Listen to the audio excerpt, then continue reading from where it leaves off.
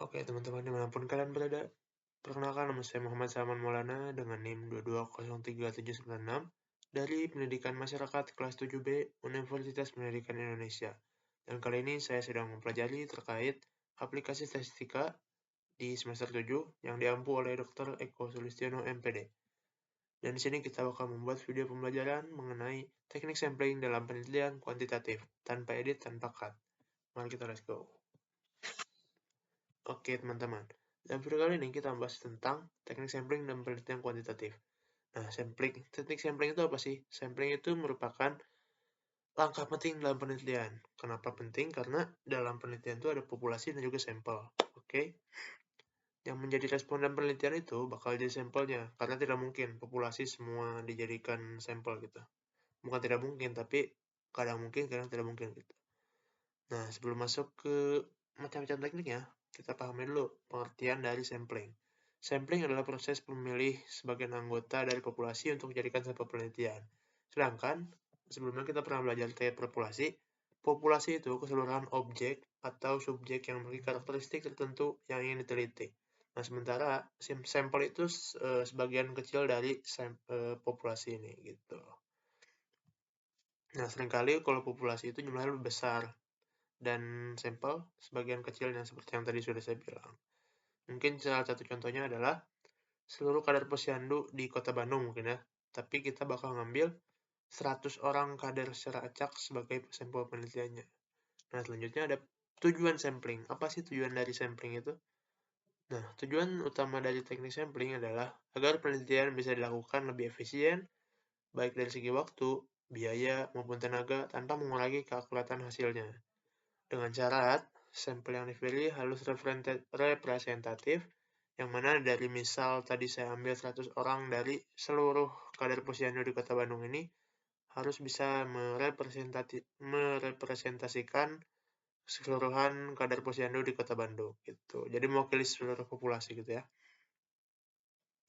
Nah, mungkin kita lanjut ke bagian jenis-jenis teknik sampling. Ada apa aja sih? Nah, di sini teknik sampling itu terbagi jadi dua kelompok besar, yaitu ada probability sampling dan juga ada non-probability sampling. Kita bahas dulu satu-satu nih. Yang pertama ada probability sampling, di mana artinya setiap anggota populasi memiliki peluang yang sama untuk terpilih menjadi sampel gitu. Jadi ada probabilitas gitu ya dari setiap sampelnya gitu. Teknik ini digunakan dalam penelitian kuantitatif yang bersifat generalisasi. Nah, kita lanjut ke jenis-jenisnya ya. Yang pertama itu adalah simple random sampling, di mana pengambilan secara acak tanpa pengelompokan, yaitu setiap anggota populasi memiliki kesempatan yang sama untuk dipilih. Contohnya, misal tadi memilih 100 nama dari daftar keseluruhan kader posyandu menggunakan undian ataupun komputer gitu. Jadi mau menggunakan menggunakan aplikasi spin ataupun lain sebagainya gitu, bisa digunakan juga. Nah, yang kedua di sini ada stratified random sampling, di mana populasi dibagi ke dalam beberapa strata atau lapisan berdasarkan karakteristik tertentu, seperti jenis kelamin, usia, pendidikan, dan lain sebagainya gitu. Dari setiap lapisan diambil sampel secara acak. Mungkin salah satu contohnya dari misal anak SD kelas 1 sampai kelas 6 mungkin ya, itu ada strata-stratanya gitu. Nah, teknik ini sangat cocok jika populasinya bersifat heterogen gitu.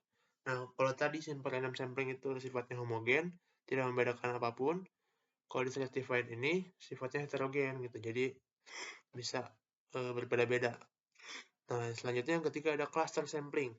Cluster sampling itu dibagi dalam kelompok atau wilayah gitu.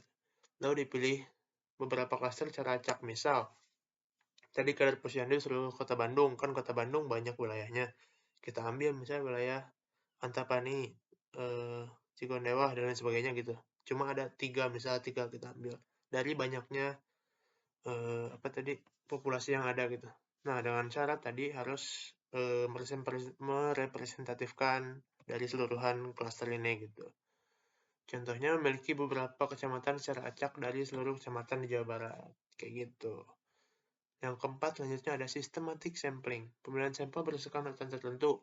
Misal memilih setiap responden ke 10 dari setiap daftar populasi gitu. Teknik ini sangat sederhana dan mudah diterapkan. Nah, selanjutnya yang kedua ada non-probability sampling. Artinya tidak semua anggota populasi memiliki kesempatan yang sama untuk dipilih. Biasanya digunakan dalam penelitian eksploratif dan kualitatif, tapi juga bisa untuk kuantitatif dengan keterbatasan data. Nah, ada juga jenis-jenisnya. Yang pertama ada purposive sampling, pemilihan sampel berdasarkan pertimbangan tertentu dari peneliti.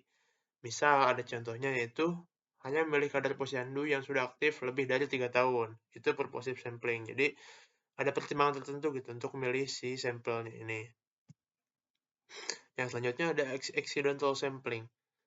Siapa saja yang kebetulan ditemui oleh peneliti bisa dijadikan sampel selama memenuhi kriteria.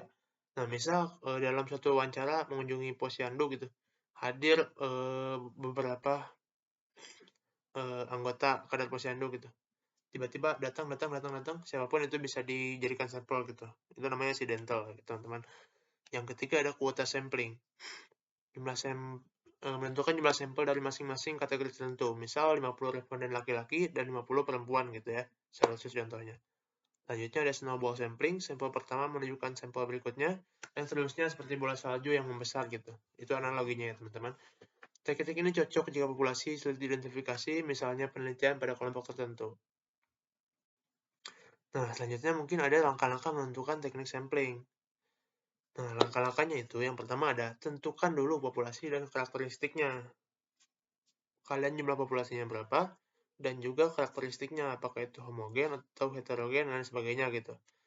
Nah, yang kedua, yang tadi sifatnya homogen atau heterogen gitu. Lalu yang ketiga, pilih jenis teknik sampling yang paling sesuai gitu. Kalau homogen dan datanya lengkap, bisa menggunakan simple random sampling. Dan juga kalau heterogen, bisa menggunakan stratified sampling. Kalau berdasarkan wilayah, bisa digunakan cluster sampling. Itu yang paling penting, guys.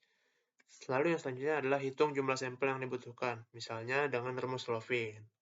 Nah, kita bakal ungkap sedikit dari rumus Levin ini ya.